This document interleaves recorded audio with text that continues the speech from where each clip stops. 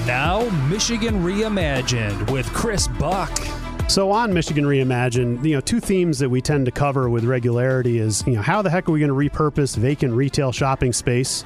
And then also, how can we support the arts to drive more vibrancy into our communities? And today, I suspect we'll be discussing both of these as we converse with the CEO and executive producer of Greenwood District Studios, the one and only Amaru. Welcome, Amaru. Hey, thanks for having me. So you got to love that voice, audience, don't you think?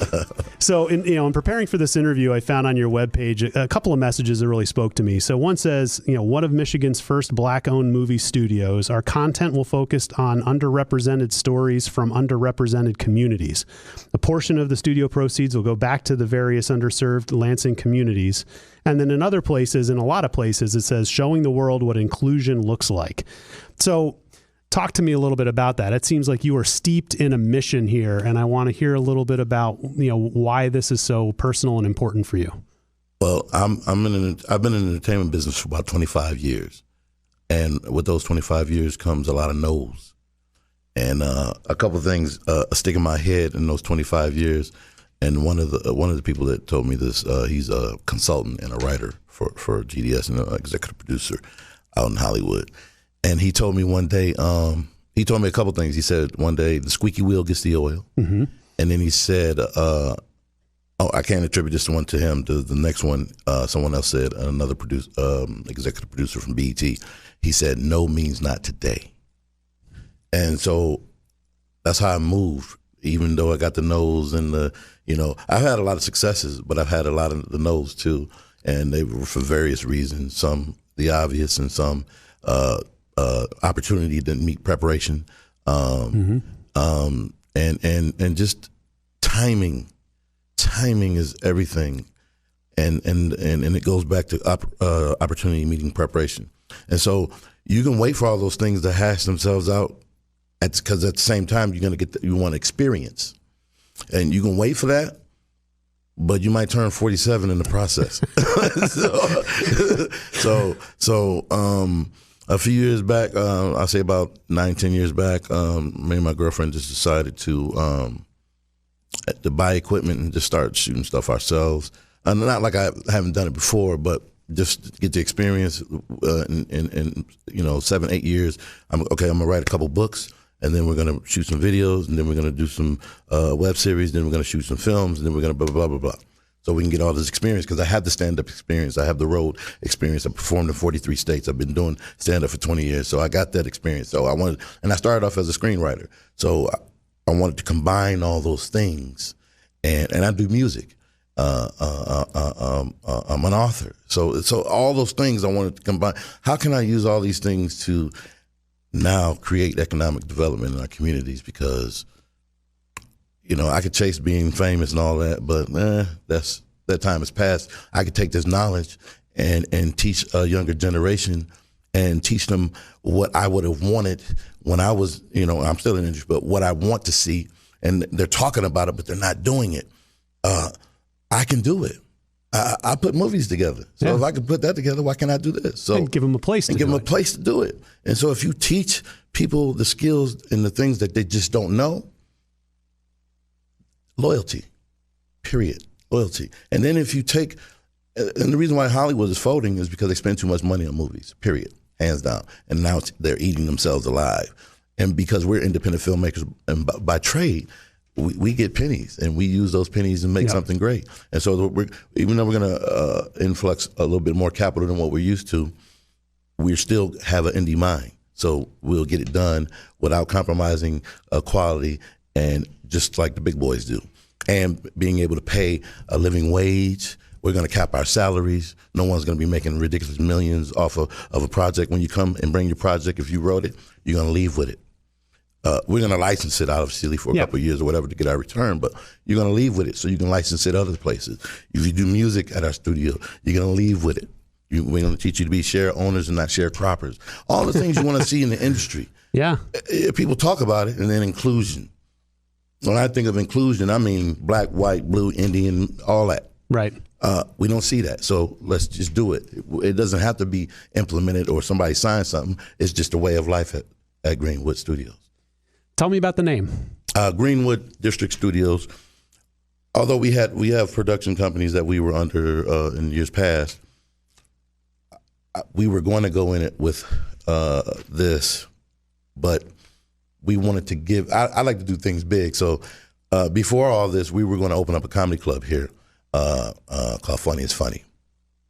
So we did a documentary. We started a documentary called Why Do Comedy Clubs Fail? So we were going to go across the country. We did a couple of interviews already and go to different clubs that may have closed that I've been at or that are still open. And we wanted to end in Birmingham, Alabama at the Stardome, which is my favorite club, and I performed there several times. Okay. So we found out why comedy clubs fail. It's called COVID. And so then George Floyd happened, and then the racial uprising, blah, blah, blah. And I get angry. I got kids that look like me, and I fit the description. And so I had the right to be angry for a while, but now it's time to solve problems. I'm a problem solver. Let's do something about it. All these meetings, they don't do nothing for me, and they're not doing anything for my community. So how can I? Boom. So we transferred the comedy club thing into Greenwood District Studios. So we started just looking for abandoned properties or taxed properties, and just take one and turn it into a studio, rehab it and turn it into a studio, then take another and then take another. Next thing you know, we own the block. Now we can turn the block into a mini little Hollywood situation, blah, blah, blah. Then go get another block and do the same thing and bring the talent back to Michigan. People come here, get the talent. Imagine MSU being able to say, hey, you come to our school, we have a film program, and we can place you when you graduate, and we can place you with a job. Right. Period. No question. No question. Period. That's going to bring them back. That's going to bring them in and keep them here. Lansing is the capital of Michigan, and they close at 12:30 in the afternoon. That's ridiculous. We can shoot a horror movie downtown right now. It's nobody's shooting it, but it's already first. Right. And it shouldn't be that way. Right. When you say Lansing, it should be synonymous with Detroit. People ask me, how come you ain't doing it in Detroit? Because I live in Lansing. I'm from Kalamazoo by way of Gary, Indiana, but my girlfriend lives here, and I've been here for almost 10 years. So I live in a community that can use some help. We were going to move out. After all this, we were going to move and, do our George Jefferson thing, move on up.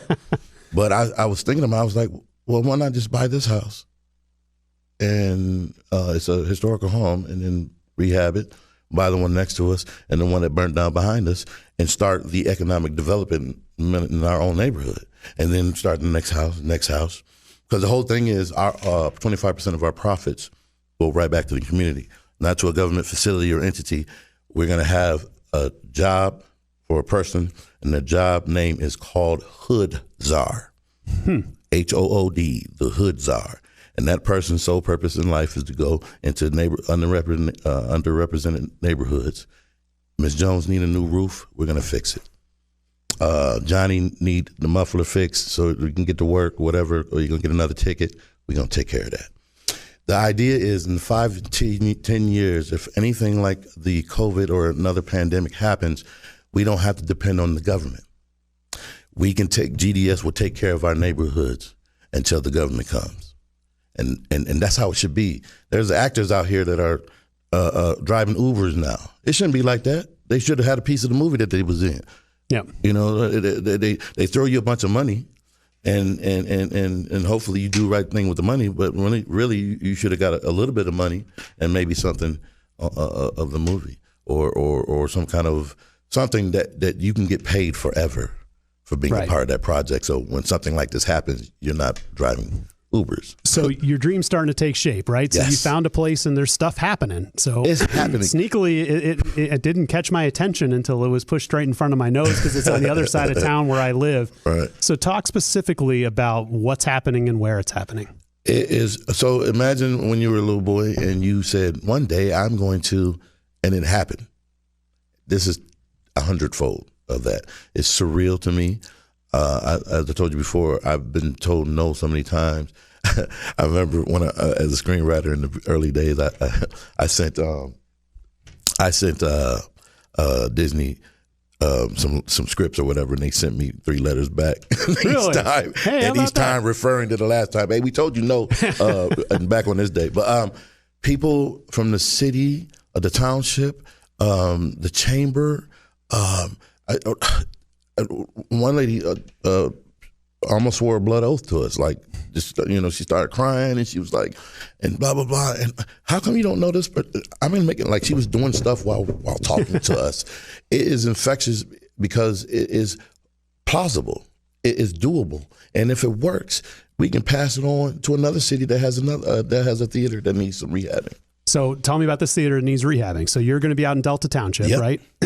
Tell them where exactly are you 921 Mall Avenue West. Which is the Lansing Mall, yes. right? Yep. And what specifically are you doing there? You're taking is it an existing theater? It's an existing theater. It has 6 theaters, and we're going to convert 4 of them into sound stages and 3 of them into sound stages and 1 into an editing bay.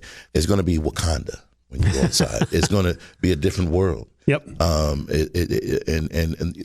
the outside, we're going to utilize that as a drive-in starting in May for 26 weeks.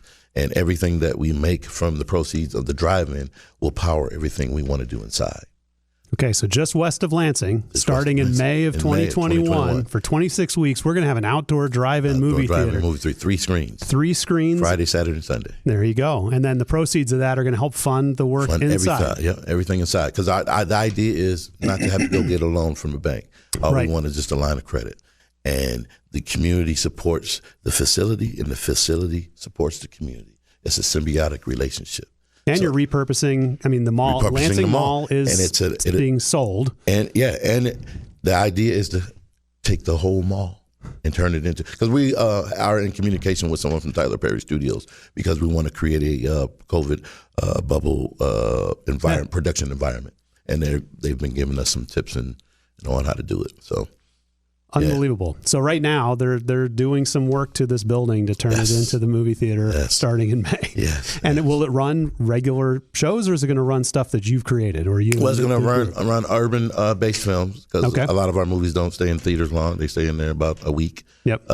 And so you can ask any black person if they want to see. What movie would you like to see in the big screen? And they start naming off urban films, blah, blah, blah. And not just black films, but I like Mi Vida Loca. That's one of my favorite childhood films. How we get along is by knowing each other. And if you can understand us, then we can understand you. So what's the best way? And that's entertainment. So if we show you some urban films, maybe you might get, okay, all right. And then in turn, show some of our Asian brothers and sisters films and Hispanics and so on and so forth. And we and not get inundated with just one thing. And then these remakes, we have plenty of stories in Michigan we can focus on. Some untold stories, some great stories, and great people. And Michigan should be synonymous with Hollywood, period. So you rattled off earlier on a bunch of people that kind of came to the table with all of this. Can you spend a few more minutes just talking about Jerry Norris? Big fan from the Fledge. Jerry Norris, he's a partner of GDS. We're going to be using the studio he has there as an incubator. Okay. He's going to take in youth that he already has and vet them and see if they're ready to be trained and then sent over to our studio so that we can train them not only to be music producers but television and film producers and hire them and give them jobs. Then we have Ty the Brad Bender and Steve Japinga and Brewer, Fonda Brewer, who's been one of our biggest cheerleaders from Delta Township, and it's just infectious, man. And I thank every one of them. And I have a team of women, Lisa Michelle, she's one of our actresses as well, and my girlfriend Kristen Kirsch. I couldn't have done it without any of them. And then some other people have come along, but I couldn't have done it by myself. I didn't do this by myself, and I can't do it by myself. So there's somebody out there whose future job is at GDS. They just don't know it yet until they've heard this. So picture a job at a movie studio. It is literally something you can carve your way into in Lansing right now. That's fantastic. Okay, so now what have you formally acquired? Did you purchase this movie?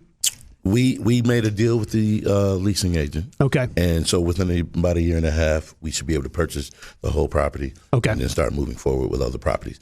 Right now, they gave us a phenomenal deal, and so it doesn't gouge our pockets Yep. because of the COVID and everything shut down. It allows us to position ourselves to open up at the right time when everything is hopefully died down. And 25-30% of people are not going back into the movie theaters. So and that's just what it is. So we're going to cater to that audience. And once this is up and running, you're going to be kind of an incubator for young talent to Absolutely. come in Yes. to write and act and produce and do all that stuff. Because if you change the talent and give them hope here, you're going to change Lansing. Awesome. Well, I implore everybody listening to go to greenwooddistrictstudios.com. Yes, sir. Yes, and sir. check it out. And there is a link to every media platform you can possibly see. We have hoodies, T-shirts, merchandise. That's what keeps us alive. Awesome. CEO and executive producer of Greenwood District Studios, the one and only Amaru. Thank you for joining me today. Thank you for having me.